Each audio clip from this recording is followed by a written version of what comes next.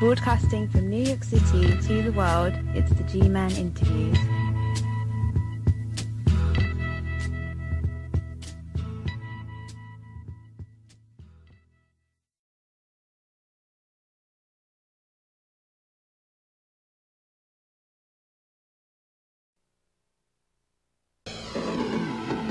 From ABC News World Headquarters in New York, this is World News Tonight Sunday. Good evening, I'm Bob Woodruff. Still ahead on World News Tonight this Sunday. A decades-old murder in the Deep South, and the young women trying to bring the suspects to justice 40 years later.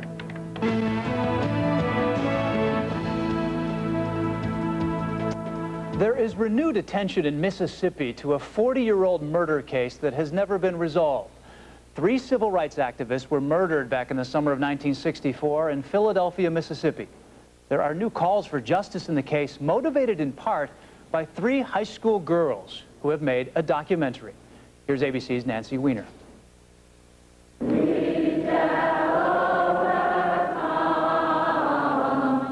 Ben Chaney was 11 years old when his brother James was killed. 40 years later, he's still waiting for justice. I know who committed the crimes. The whole state knows who committed the crimes. It's not a secret. James Chaney, Michael Schwerner, and Andrew Goodman went to rural Mississippi in the summer of '64 to register blacks to vote. On June 21st, they drove into the little town of Philadelphia, straight into an ambush. They were arrested, literally turned over to the Klan and others, beaten, shot, and killed, and then buried under a dam of dirt. Congressman John Lewis remembers the long search for the bodies. The FBI identified nearly 24 conspirators, but the state refused to prosecute them for murder. Now there's a growing movement of people saying that we should reopen these cases. At the forefront of that movement are these high schoolers from Illinois who made a documentary about the case. Law enforcement of Neshoba County was deeply involved in this conspiracy to commit murder. Their documentary helped convince Congressman Lewis to introduce a resolution calling on the Justice Department to reopen its investigation. It seems that we don't fit into this puzzle, but it's an issue that affects everybody. It's not specific to Mississippi. And for the first time, blacks and whites in the town of Philadelphia have formed a coalition, urging the state attorney general to indict the suspects. He says he'll have an answer for them by summer's end. Nancy Weiner, ABC News, Washington.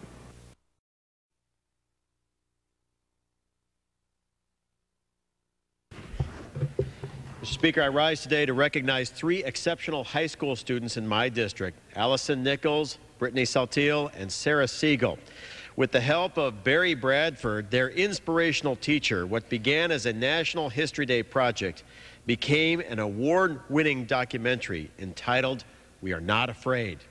These Stevenson High School students re-examined the Mississippi burning case, the 1964 murders of 3 civil rights volunteers. In 1967, 7 men were convicted on federal conspiracy charges, but none were charged with murder. But finally, on January 6, 2005, a Mississippi grand jury indicted Edgar Ray Killen for the murders of these volunteers. The efforts of these girls led me to co-sponsor H. Con Res 457, which called on the Mississippi Attorney General to reopen the case. And I want to thank Representative Benny Thompson for his leadership on this matter. Mr. Speaker, this was a milestone for American justice. I could not be more proud of the interest and dedication of these young women. And I want to thank Mr. Bradford and the Stevenson High School team for their dedication to justice. Welcome. Barry Bradford has been recognized as one of America's best teachers and most dynamic public speakers, and the Organization of American Historians named him as the best teacher in America. The organization also named him a distinguished lecturer, the first and only high school teacher to earn that honor. He has appeared on the Today Show, the CBS Evening News, and over 75 other media outlets around the world. He was even profiled on Chinese national television. He has authored a book, numerous articles, and has served as a consultant for the writing of the GED exam. He may be best known for twice leading teams of students to reopen 2 of the most infamous cold cases in the history of the civil rights era. His leadership in the reopening of the Clyde Kennard case created a legal precedent that has cleared the names of 3 more men who were wrongfully convicted, and his tireless work in pursuing justice in the Mississippi burning case helped lead to a conviction of Ku Klux Klan leader Edgar Ray Killen, and praise from both Barack Obama, an Illinois senator at the time, and conservative Mississippi Senator Trent Lott. Mr. Bradford is the recipient of the U.S. Presidential Award for Public Service, signed by President George W. Bush, in recognition of outstanding leadership and community service. He was also named Civil Rights Teacher of the Year by the Congress of Racial Equality in recognition of his work on the Mississippi burning case.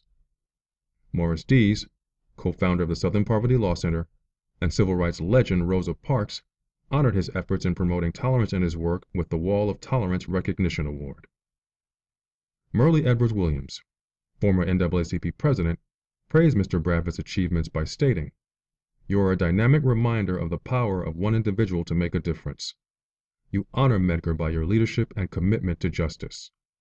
He will be proud to know he continues to inspire a new generation of leaders." John Lewis, one of the most beloved and respected members of Congress, described him as a champion of the quest for justice, leading a new generation of students to believe they can be agents of change.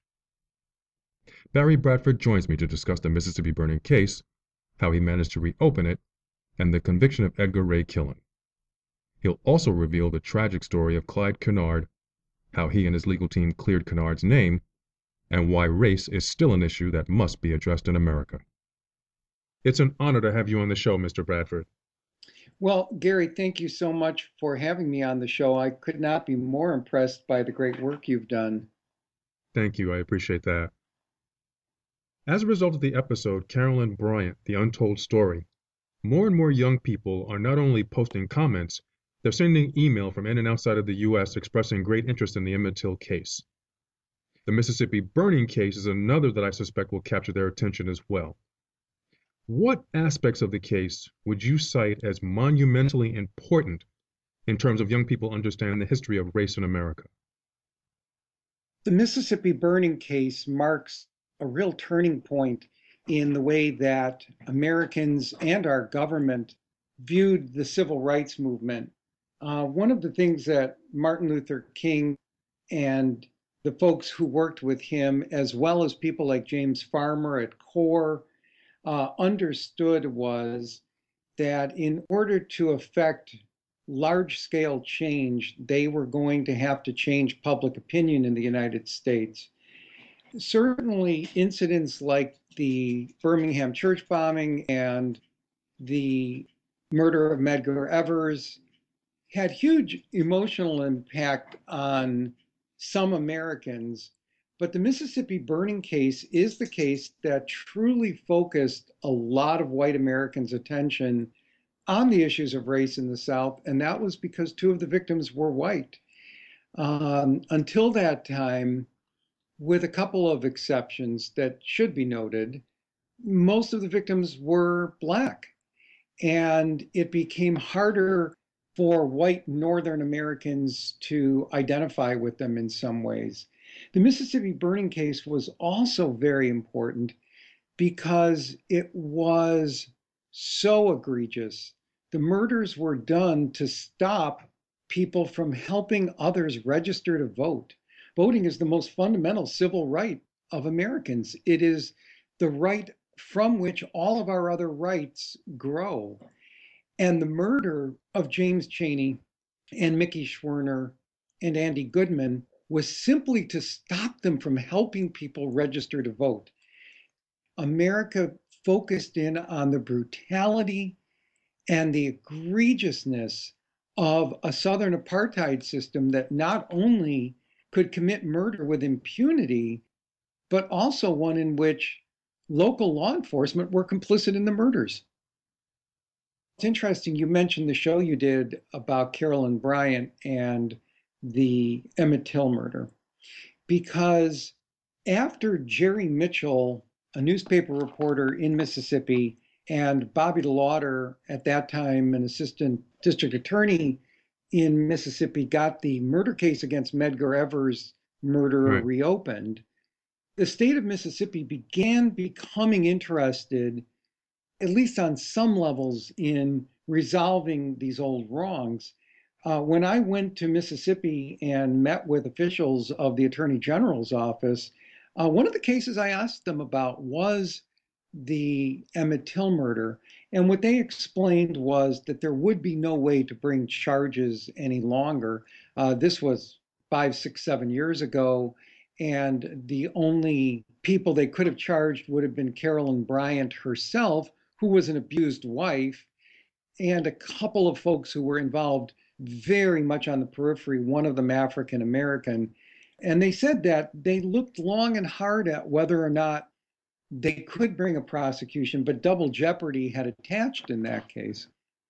The Mississippi burning case always intrigued me because it wasn't a whodunit. 6 weeks after the murders, the FBI had infiltrated the Klan, gotten signed confessions, and we know exactly who did what and who ordered who to do what. So the question was never who did it, but rather, why didn't Mississippi convict the killers when they were sitting on signed confessions? And that's a deeper and profoundly disturbing story. At the time of the murder of Medgar Evers, which precedes Mississippi burning by a year, the killer was identified, caught, and prosecuted not once but twice very vigorously by Mississippi authorities. He wasn't convicted. In fact, at the time of the Mississippi burning murders, no white person had ever been convicted of killing a black person in the entire history of Mississippi. And you're referring to Byron De La Beckwith. Byron De La Beckwith, the murderer of Medgar Evers. The Mississippi burning case had been on my mind for a number of years because Jerry Mitchell and Bobby DeLauder had proven that you could bring a prosecution in these old cases. The question was always whether or not the constitutional requirement of a speedy trial guaranteed that a trial had to be brought in a certain amount of time after a crime. The constitutional argument is quite interesting, but in a shortened version, it goes like this. You're guaranteed a speedy trial after you have been arrested. And in the case of Byron De La Beckwith, the charges had been dropped after his second mistrial. In the case of Mississippi burning, nobody had ever been tried for the murder. There had been prosecutions brought by the federal government that involved civil rights violations, but no one had ever been tried for murder. So after consulting with top lawyers, Doug Jones, who had prosecuted the Birmingham bombers, and Bobby DeLauder, who had prosecuted Byron De La Beckwith, I was convinced that there was no legal reason why Edgar Ray Killen and the other Mississippi burning murderers couldn't be tried. The difficulty was in trying to build the momentum to reopen a case which was 40 years old. To do that, the first thing we had to do was to prove that a case existed. Well, that was easy. The FBI had obtained full confessions. The second was to convince the authorities in Mississippi and also in the Justice Department in Washington that it was worth their time and effort to do so. So here's my involvement. I got involved and contacted Jerry Mitchell, who in my opinion is the best investigative reporter in America, and told him that I wanted to work on getting the Mississippi burning case reopened. The Mississippi burning case is a case that evokes great passion because it is evidence of how degraded the system in Mississippi was. The apartheid system in Mississippi had gone completely askew. Black people could be killed with impunity, and in the Mississippi burning case, apparently white people could be killed with impunity. So what I did was I organized a team of 3 students in suburban Chicago, where I was teaching at the time. And then we spent a good 8 months simply going over everything that had been written about the case, including the original court transcripts. And then we began interviewing everyone who was connected with the case. We got to know and befriended the families of James Chaney and Andrew Goodman. We worked a little bit with the family of Mickey Schwerner. Obviously, Jerry Mitchell was a key part of all of this. His columns in the Jackson Clarion Ledger kept our efforts in the public eye. And then we began interviewing the FBI agents who had investigated the case, Department of Justice officials, witnesses, friends, anybody who had any light to shed.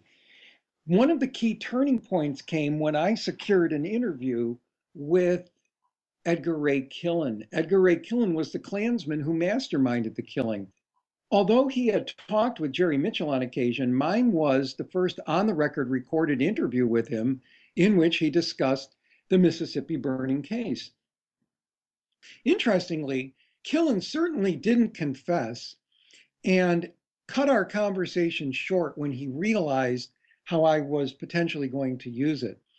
I turned it over to Jerry Mitchell, I turned it over to the United States Department of Justice, and I turned it over to the Attorney General's office in Mississippi. The Attorney General's office down in Mississippi found it to be fascinating. They said they had never talked to Killen about the case because he would refuse to talk to them. And one of the assistants to the state's attorney in Mississippi said, if we ever go to trial, Barry, you could be called as a witness to authenticate this tape because it shows two things. It shows that Killen clearly remembers the events, and secondly, that Killen had a motive. I was overwhelmed by the potential importance of this interview. Additionally, we found other potential witnesses, other potential leads for them to follow, and we worked very hard testifying at a congressional breakfast, or speaking at a congressional breakfast, working with Congressman John Lewis to introduce a resolution to get the case reopened. I got John Zogby from the Zogby polls to do a national poll to show that voters both around the country and in Mississippi favored the reopening of the case. And we continued pressing hard until Neshoba County formed a committee of local people near where the murders had taken place to call on the government to reopen the case. At that point, we recognized that the pressure from within Mississippi and the meeting of the Attorney General with the mother of Andrew Goodman was turning the tide and getting the case reopened. We focused national publicity on it. If you search YouTube, you can see videos of us being interviewed on the Today Show, on the ABC Evening News. When you spoke about the fact that you were able to secure an interview with Mr. Killen, I couldn't help but wonder if a black reporter would have been given as much access or information. That said, do you believe white privilege played a crucial role in not only reopening the case, but obtaining a conviction? Gary, that's a really interesting question. And there are two parts to the answer. First of all, Edgar Ray Killen and I never met in person, and he would have no way of knowing whether I was white or black. Secondly, what we found was that the support to reopen the case and the access to information that we got was done by people of all races, all ages, both genders, that white people in Mississippi who had been terrified by the Klan were willing to help us, not to mention younger white people who had not grown up in that era. Obviously, black people who had been veterans of the civil rights era were anxious to help us, but so were young attorneys whose parents had lived in that generation. There was no racial component to this, and one of the ways that I can prove this most interestingly is we kept running into a question. The question was, why are you spending your time reopening this old case when there's murder cases taking place in Mississippi and around the country every day? The public doesn't want their money spent on things like this. And I was asked that question enough that, as I mentioned earlier, I contacted John Zogby from the Zogby National Polling Company. And working with his company, we got a question included on a national public opinion survey asking people, do you think that reopening this case and other cases similar to it are a good idea? And what we found was that support was very consistent and was not in any way dependent on race. That white people and black people of all ages said, yes, of course, murderers should not be allowed to get away with murder no matter how much time goes by. When we were discussing your appearance on this show, you indicated that the story of Clyde Kennard was one that every American should know about. Who was he, and why is his story so pivotal to this nation? Gary, I hope that someday you will use your amazing platform to become one of the champions of the story of Clyde Kennard. Every American should know his story. Clyde Kennard was an African-American man who was born in Mississippi, who from a young age demonstrated brilliance. His family sent him to Chicago to live with a sister because they felt that he had a better chance for an education in the desegregated North. He was born in 1927. At the tail end of World War II, he volunteered for the service, continued on winning combat medals in Korea as a paratrooper. After the Korean War ended, he came back to Chicago and was admitted to the University of Chicago, where he was getting outstanding grades. He was a man of tremendous intelligence, but also a great depth of character. He was a sensitive, compassionate man who taught Sunday school, neither drank nor smoked, and was truly respected by everyone who knew him. He had returned, as I said, to the University of Chicago, but after he completed his junior year, which would have been 1955, his stepfather had become disabled, and he moved back to Hattiesburg, Mississippi, to care for his elderly mother.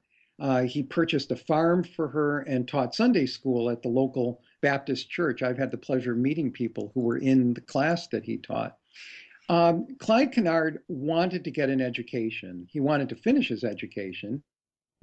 And so in 1956, and then again in 1957, and then again in 1959, Clyde Kennard applied to enroll at what is now the University of Southern Mississippi. It was Mississippi Southern College.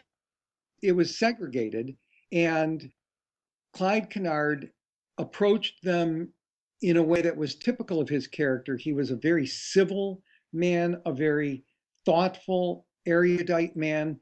He approached them and said, "I wish to finish my education." And when they said no, he dug his heels in a little bit and recognized that as a veteran under the GI Bill, he had the same rights that my father, who was a World War II veteran, had to use the GI Bill to go to the college closest to his home. Actually, the governor of Mississippi at the time, Governor Coleman, got the word to Kennard, "We'll give you money to go to any school that is not segregated, either in Mississippi or even out of state." But Clyde Kennard said, "No, I want to go to the college closest to my home so I can help take care of my mother." After a continuing battle for his right to be educated, what Clyde Kennard didn't know is that the state of Mississippi's secret organization called the State Sovereignty Commission, it was not a secret in the sense that people knew that it existed, but what was secret was the length to which they went to harass Black people who were trying to get the right to vote. The State Sovereignty Commission sent investigators to Chicago, harassed Clyde Kennard, did everything they could to get him not to try and go to the University of Southern Mississippi. We know that from the files of the Sovereignty Commission, which were opened, that they went to great lengths to try and stop him from going to school, everything from trying to get local Black people to convince him to take a different path, all the way to the state of Mississippi considering bombing his car to stop him. Eventually, what they did is the State Sovereignty Commission organized a conspiracy to frame Clyde Kennard for a crime he didn't commit. I'm sorry to interrupt, Mr. Bradford, but I just want to make sure I have this right. We're talking about someone that served his country, was honored by his country as a war hero, and returned home to be treated in this fashion. Gary, it is the most horrendous treatment of an Army veteran by intentional acts of the government that I'm aware of. Clyde Kennard did nothing for this country except to serve it with honor and to be a wonderful citizen. Had he lived in a different time, he would have been a great role model for young kids growing up in poverty as he did, to rise up, serve this country, become an educated man, to be a man of respect and dignity. And the state of Mississippi framed him for a crime and sent him to prison to stop him from going to college. Gary, isn't the American dream? We tell kids, particularly those who are disadvantaged, regardless of color, in this country, you can succeed. You work hard, you do the right thing, you go to school, hopefully you go to college, you can become a productive citizen. Isn't that part of the American dream? And what happened to Clyde Kennard is the American nightmare.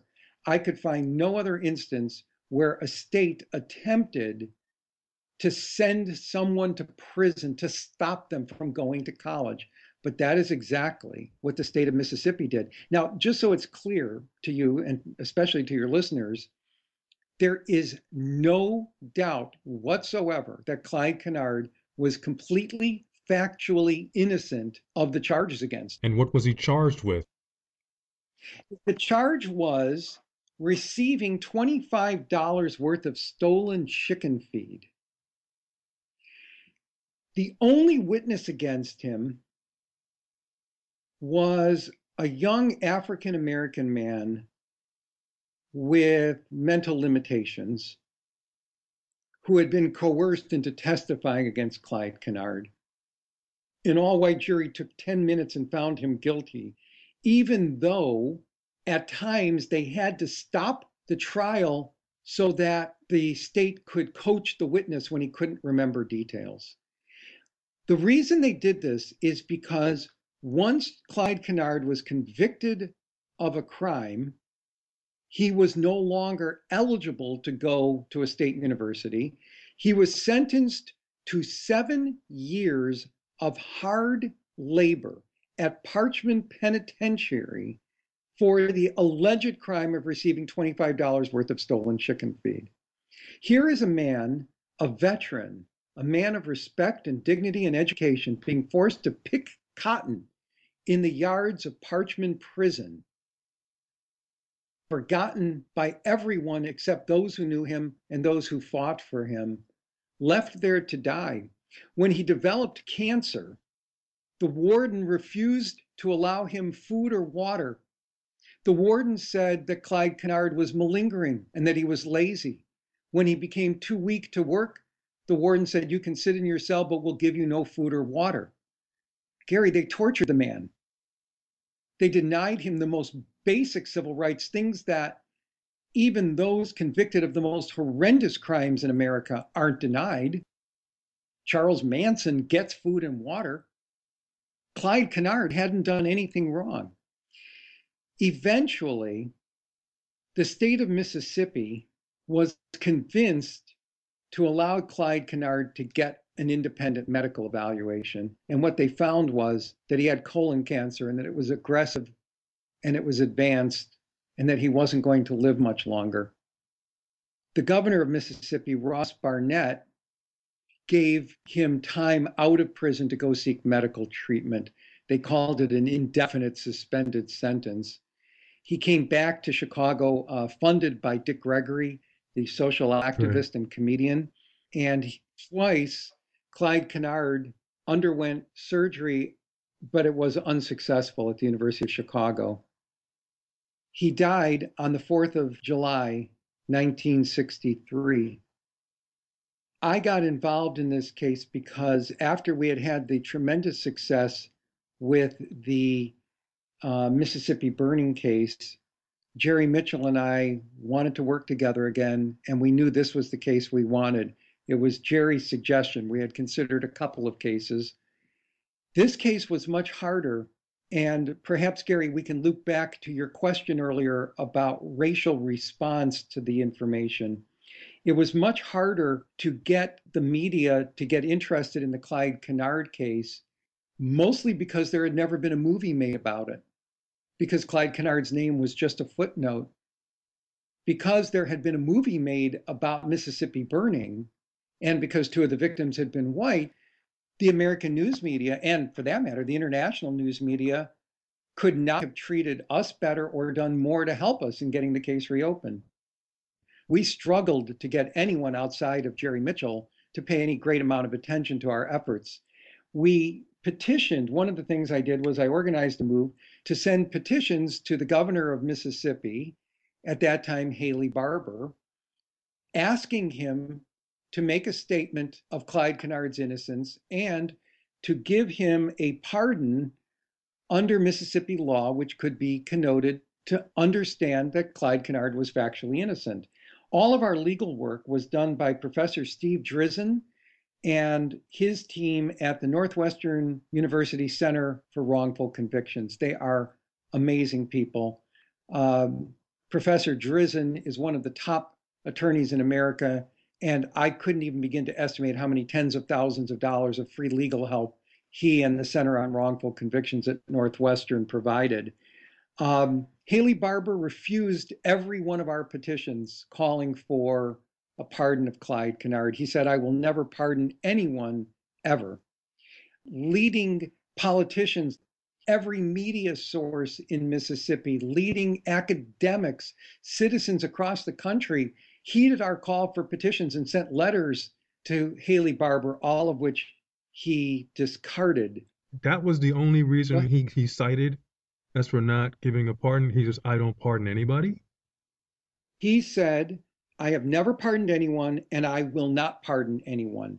Interestingly, a few years later, as Haley Barbour was getting ready to leave office, he issued any number of pardons. The total number was 193 just before he left office. So his argument that he would never issue a pardon is proven just to be completely false. In public, he would say, "Yes, I think Clyde Kennard was innocent, but no, I'm not going to do anything about it." One of the things that intrigued me was that Clyde Kennard's family was very poor. No one in the family had terribly much money, but they were people of such dignity and strength and purpose and faith. One of the first things that they told us was that they didn't want any money from the state of Mississippi. All they wanted was Clyde Kennard's name cleared. Eventually, we ran into a brick wall with Haley Barbour. He blocked us at every move from having Clyde Kennard legally declared innocent until a very unlikely champion stepped up. And that champion was Charles Pickering, a white, very conservative judge from Mississippi who had certainly flirted with segregationist views in his youth, who had been very controversial, and who agreed to become our attorney of record in Mississippi and take the case forward. He put together a team to represent us in Mississippi consisting of former justice of the Mississippi Supreme Court, former governors of Mississippi, just the most blue ribbon committee of whites and blacks, liberals and conservatives you could imagine. And we got them into court with the compliance of the district attorney of the local area near Hattiesburg. And the case was resolved in our favor. In a landmark ruling, one that set an interesting precedent, the judge ruled that Clyde Kennard had committed no crime and that his conviction should be thrown out.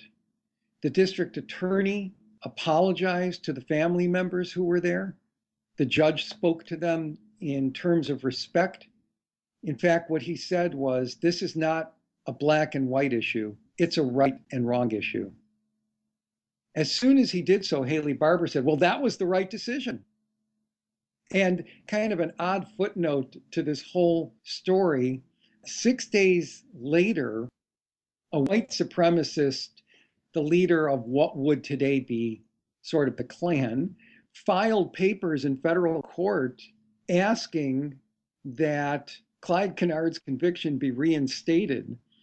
And the people at Northwestern and myself were all named as aggravating parties in this ridiculous lawsuit. The state of Mississippi threw it out, and it's the last I've heard of that. But the story of Clyde Kennard is vitally important.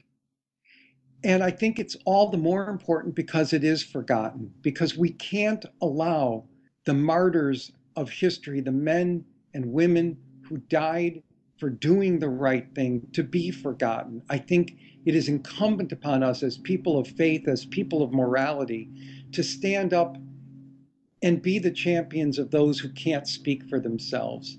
It's the same reason my pastor argues that everyone in our church should be involved in trying to end poverty. It is the same reason why voter registration across this country is such a vital issue, Gary. It is because those of us who can speak have a responsibility to protect and represent and defend, and especially to remember those who can. If I'm not mistaken, Kennard's life may soon appear on the big screen. Do you have any information regarding the proposed project?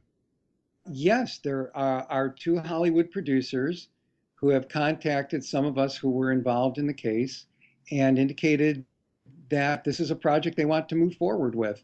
I am very far removed, both geographically and in every other way, from Hollywood. So I'm unaware of how it's progressing, but I truly hope that this is a story that makes the big screen. I think that Clyde Kennard himself serves as a great role model for young people, because even on his deathbed, he was urging the warden and the sadistic guards at Parchment State Prison to turn away from hatred and turn toward love. I think that America, as evidenced by the reaction to the movie Selma, needs to be reminded of how ordinary people took extraordinary steps to try and stop overwhelming evil in this country. So I truly hope that someday I'll be able to tell you that there is a Clyde Kennard movie. The Mississippi burning case and Clyde Kennard. What major conclusion have you drawn after studying both for almost 2 decades? The conclusion that I draw is that Martin Luther King was right when he says that justice takes a long time, but it happens. We succeeded because we were right, because what James Chaney and Michael Schwerner and Andy Goodman were doing in Mississippi was right. What Clyde Kennard was doing in Mississippi was right. What the authorities of that time were doing was wrong. It's significant also, I suppose, to conclude how different Mississippi is today than it was in those days. Mississippi, for instance, has more elected African-American officials, I believe, than any other state in the country. It's got a long way to go to, reach economic parity with states across the country. But when you are in downtown Jackson, Mississippi, when you walk into the courthouse in Hinds County, you see Black professionals and white professionals not just working together, but socializing together as well. One of the most important conclusions we can have is this, though.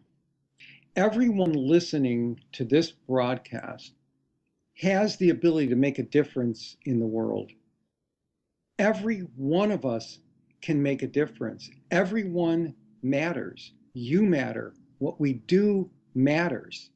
We can lift our voices for the causes that are important to us, and we can make a difference.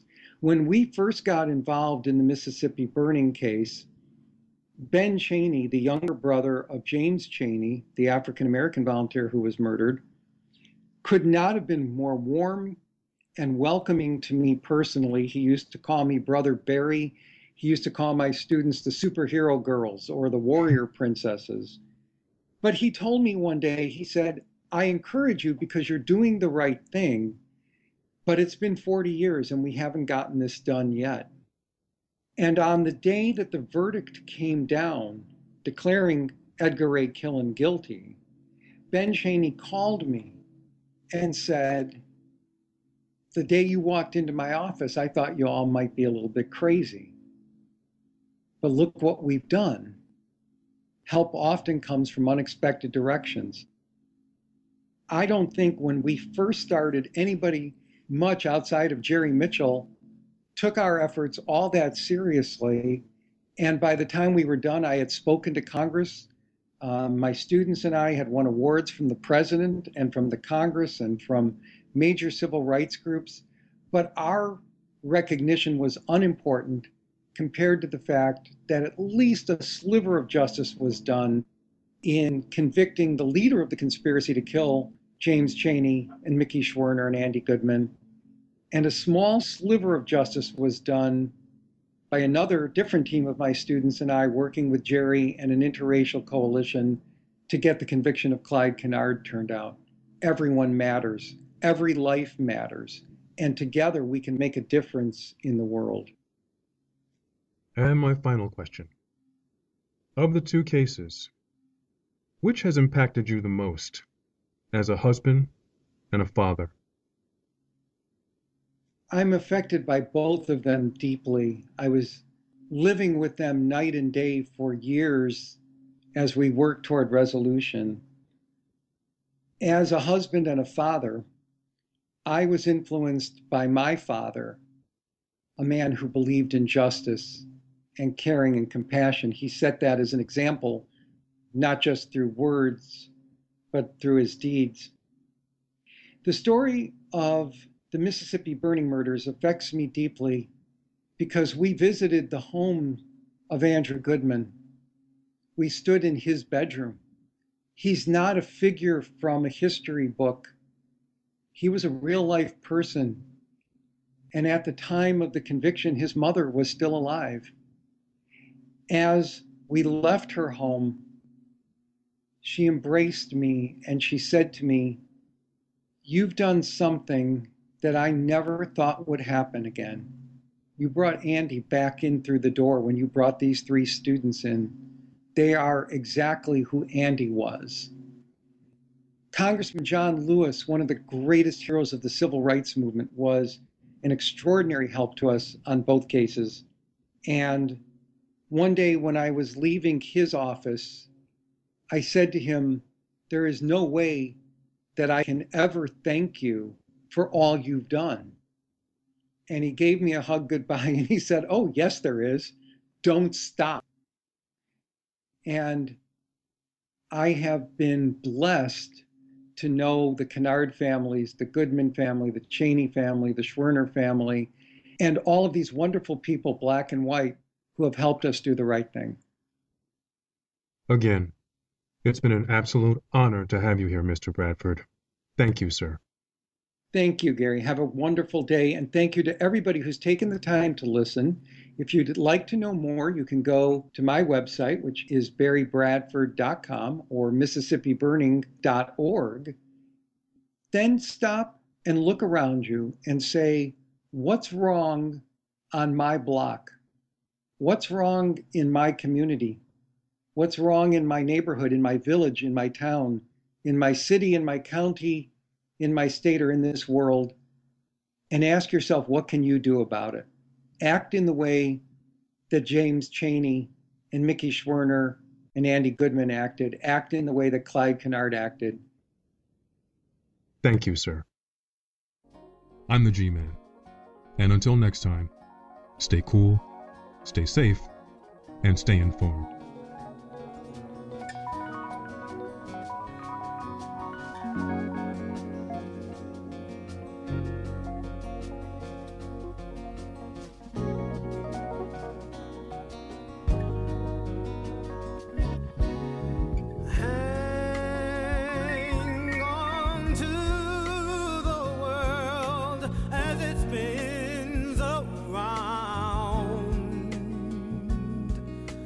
Just don't let the spin get you down.